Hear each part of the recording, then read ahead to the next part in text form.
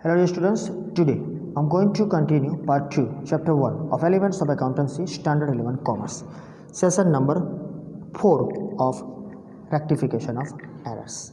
In last session I started illustration number 1 with all the errors, mostly the errors which already discussed as a theory portion. We completed that one. Now let's move to the another illustration that is quite different than the first one. Here, pass necessary rectification entries to rectify the following journal entries written by Vandana. So ये वंदना ने लिखी हुई है entries और इसको हमें rectify करना है, यानी एक आध सम हमने ऐसा जर्नल में किया हुआ है तो आपको मालूम है कि on the basis of the particular being हमें इसको रेक्टिफाई करना पड़ेगा. तो journal entries of Vandana we have to draw journal proper of the Vandana, that is rectification errors of Vandana लिख के हमें एक फिर से जर्नल प्रॉपर बनाना पड़ेगा. पहली एंट्री है Rohan account debited to cash account. इस तरीके से मालूम पड़ता है कि हमने यहाँ रोहन को पे किया है, गुड. लेकिन बीइंग देखो, being the salary of ₹6,000 of current month paid to the clerk Rohan. Rohan को हमने सैलरी पे किया है, यानी salary is expense, right, is an expense. तो सैलरी अकाउंट डेबिट होना चाहिए, रोहन नहीं. तो do what is right, salary account debited 6,000, remove what is wrong to Rohan account 6,000, यानी कैश तो बराबर है पेमेंट किया हुआ. तो simple salary account debited to Rohan account. दूसरा purchase account debited 8,000 to Chetan account 8,000. Being the goods of ₹8,000 sold to Chetan on credit.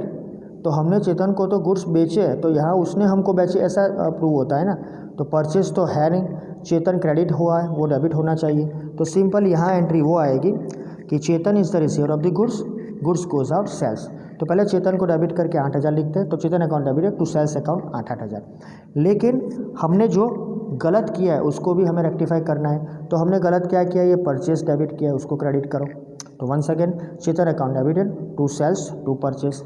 तो अब तो 16 हो गए क्योंकि 8 ही हुए डेबिट. तो चेतन जो क्रेडिट हुआ है उसको डेबिट करना पड़ेगा क्योंकि वो तो सेलर है नहीं, वो तो परचेजर है हमारे लिए. तो वो अमाउंट उसके अमाउंट में डालेंगे. तो सिंपल एंट्री आएगी Chetan account debited with 16,000 rupees, right. जो हमने क्रेडिट किया था वो अमाउंट और ओरिजिनल उसको डेबिट करना था वो. परचेज तो है ही नहीं, उसको रिवर्स एंट्री देंगे, परचेज रिमूव हो जाएगा, इसलिए टू परचेज अकाउंट 8,000 और ओरिजिनल सेल्स किया है उसकी एंट्री, राइट. तो being the rectification of credit sales ₹8,000 to Chetan wrongly recorded in purchase book. जो हमने गलती से परचेज बुक में लिखा था, राइट, रॉन्गली परचेज को हमने लिखा था, उसको रिमूव करते हमने सेल्स कर दिया. Next one, third one, purchase account debited 17,280 to cash account 17,280. सीधी तरीके से मालूम पड़ता है कैश परचेज है, लेकिन बीइंग देख लेते हैं. Being the goods worth ₹20,000 purchase at 10% trade discount and 4% cash discount. तो इसके 10% हम लिखेंगे, तो 20,000 के 10% 2,000. तो अमाउंट परचेज की हमारी आगे 18,000. अब 18,000 में हमने अमाउंट तो पे कर दिया है बाय कैश, डिस्काउंट कैश भी मिलता है 400. तो 18,000 के 4%, तो 18 4 72. तो 720 रुपीज़ हमें कैश डिस्काउंट की एंट्री देनी पड़ती है. और as per the chapter number journal आपको मालूम है कि cash discounts are recorded in book of the accounts. तो यहाँ तो रिकॉर्ड है नहीं. अमाउंट बराबर है, 20 में से 2 गया यानी 2,000 गया, 18 और 18 में से 720 गया, तो 17,280 ये बराबर. लेकिन हमने जो हमें बेनिफिट हुआ है क्योंकि परचेज गुड्स किया तो हमें डिस्काउंट जो मिला है, डिस्काउंट रिसीट, उसकी एंट्री है नहीं, तो हमें उसकी एंट्री देनी पड़ेगी. और वो एंट्री हमें अलग से देनी पड़ेगी, इसमें ऐड नहीं कर सकते हम, राइट. तो उसकी एंट्री क्या आएगी, सिंपल उसको हम 720 से डेबिट कर देंगे. परचेज में हम जनरली उसको ऐड करते हैं. तो purchase account debited 720 to discount account 720 क्योंकि ये रिसीव्ड है. तो being rectification for cash discount ₹720 received omitted to be recorded at the time of cash purchase. तो ये गलती ओमिशन की हमने लिखा ही नहीं है, इसीलिए हमने ये लिखा. ऊपर का जो था वो ओमिशन नहीं था, वो रॉन्गली डेबिट क्रेडिट था अमाउंट का, राइट, इसलिए हमने सब कुछ लिखा. Next one, fourth one, direct जो एंट्री यहाँ से हो जा सकती है उसको मैं पीछे से नहीं बताता हूँ इसलिए. Brokerage account debited 10,000 to cash account 10,000. इससे ये मालूम पड़ता है कि वी पेड द ब्रोकरेज, लेकिन being the brokerage of rupees 10,000 paid for the purchase of building for business. So अभी हमने इलिस्ट्रेशन 1 में भी देखा मीन्स लास्ट में कि whenever you are going to purchase the particular asset related expenses are added to purchase, तो ये brokerage उसमें ऐड होगा। ऐड नहीं हुआ है तो हमें बिल्डिंग में उसको ऐड करना पड़ेगा। तो डू व्हाट इज़ राइट, तो building account debited to, cash तो ऑलरेडी पे कर दिया है तो रिमूव व्हाट इज रॉन्ग, तो ब्रोकरेज है नहीं तो उसको रिमूव कर दो, right. So here building account debited 10,000 to brokerage, जो गलत था उसको रिमूव कर दिया 10,000। So rectification of brokerage 10,000 paid for purchase of building debited wrongly to brokerage account, simple. Next one,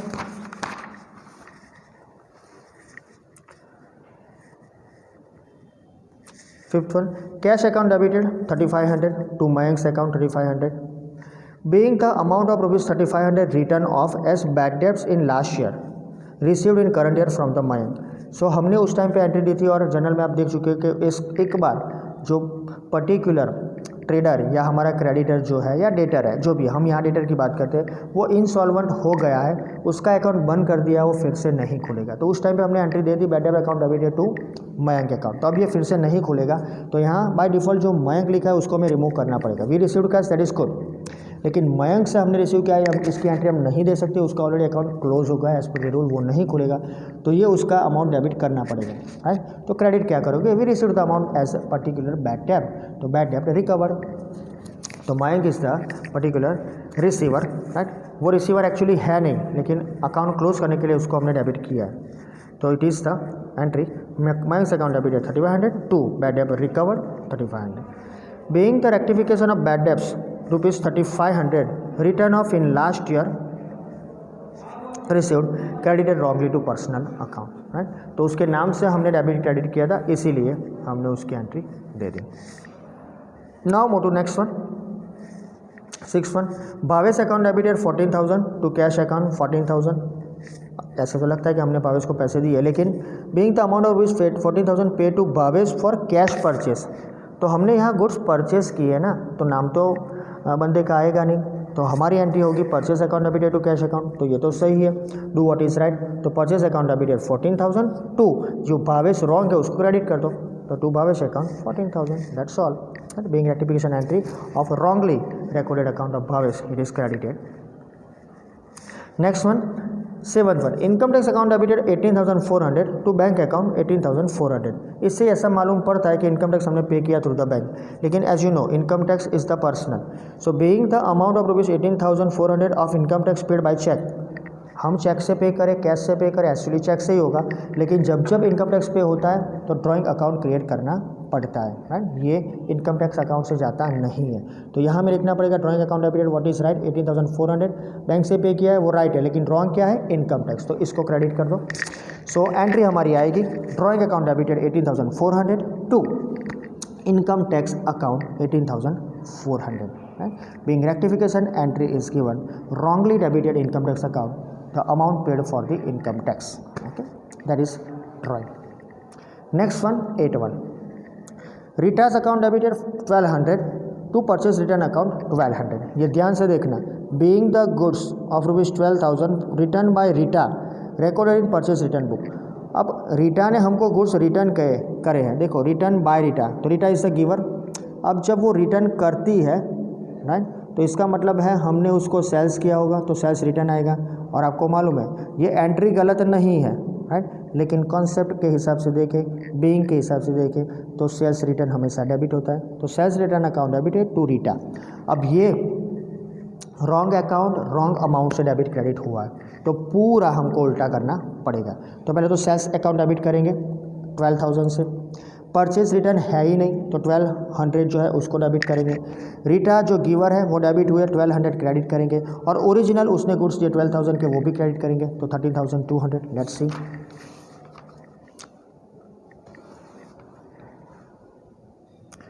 sales return account debited जो original 12,000 to Rita account 12,000, right. यहाँ 1,200 ज़्यादा है, रीज़न इज देयर कि रीटा को हमने डेबिट किया था 1,200 से, as A is the receiver of the good, वो गलत था तो उसको क्रेडिट करके यहाँ डाल दिया। और जो परचेज रिटर्न डेबिट किया है वो पहले क्रेडिट था, क्योंकि एक्चुअली परचेज रिटर्न है ही नहीं, तो उसको do what is right, remove what is wrong, तो इसको रिमूव करो, तो क्रेडिट किया है तो डेबिट करोगे तो ही रिमूव होगा। तो सेल्स रिटर्न अकाउंट डेबिट है 12,000, परचेज रिटर्न अकाउंट डेबिट है 1200, to Rita account 13,200। Being the rectification of goods of rupees 12,000 returned by Rita recorded in purchase return book by 1200, तो उसको हमने रेक्टिफाई कर दिया। Now the last one, scooter account debit है 20,000, लगता है asset purchase किया, कैश अकाउंट कैसे पे भी कर दिया 19,000 और डिस्काउंट भी मिला 1,000 का, कंप्लीट लगता है। लेकिन being the amount of rupees 20,000 paid after deducting 5% discount for the scooter purchase for personal use, तो 5 2 जा 10 ये बराबर है, राइट। हमने परचेज किया है, डिस्काउंट मिला, वो हमारी इनकम है, दैट्स गुड। लेकिन पर्सनल यूज़ है ना, तो पर्सनल यूज़ होता है तो यहाँ पर आपको ड्राइंग लिखना होता है, आपने लिख दिया स्कूटर, तो drawing account debited with the amount of 19,000। क्यों? क्योंकि हमने जो परचेस किया है वो स्कूटर का प्राइस है 19,000, लेकिन 1,000 जो है, राइट, वो भी हमारे लिए अभी इनकम है बिजनेस के लिए, लेकिन हमने बिजनेस के लिए परचेस तो किया नहीं है, तो हमें जो स्कूटर डेबिट किया है 20,000 का उसको क्रेडिट करना पड़ेगा। Do what is right, remove what is wrong, तो स्कूटर बिजनेस के लिए नहीं है तो उसको क्रेडिट करेंगे तो 20,000 ड्राइंग के लिए है, राइट। परचेस किया है, जो भी बेनिफिट हुआ वो बिजनेस में जाएगा, ओके सिंपली। सो पर्सनल है तो उसका बेनिफिट हम यहाँ नहीं लिख सकते। सो drawing account debited 19,000, discount account debited 1,000, क्योंकि इसीलिए बिजनेस के लिए होता तो स्कूटर परचेज किया होता, एसेट होती, उसका पेमेंट कम दिया है, राइट, ऐसा हम समझ लेते। लेकिन पर्सनल के लिए वो डिस्काउंट मिलता है, वो हमारे लिए एक्सपेंस है, वो लिख ले 1,000 रुपीज़ सिंपली। और इसका इन्फॉर्मेशन क्यों दिया हमने डिस्काउंट का, क्योंकि डिस्काउंट हमने क्रेडिट किया था उस तौर पर कि वो बिजनेस का, इसलिए उसको डेबिट किया, अपोजिट एंट्री देके उसको रिमूव कर देंगे। और स्कूटर जो 20,000 का डेबिट था उसको क्रेडिट किया, बिकॉज स्कूटर बिजनेस के लिए नहीं है तो वो गोज आउट हो जाएगा 20,000 के लिए। So simply being rectification of scooter purchase at 20,000 for personal use wrongly debited to scooter account, right.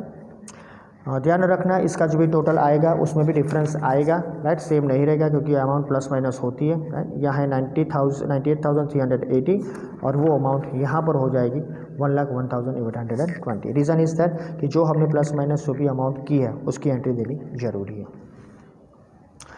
So dear students, that's the end of the illustration number 2. Before starting the errors that affect the trial balance, I will give the information or I will start and totally exercise related to this type of the transactions will be there, right? If it is there, I will give the information for that one with exercise. Thank you.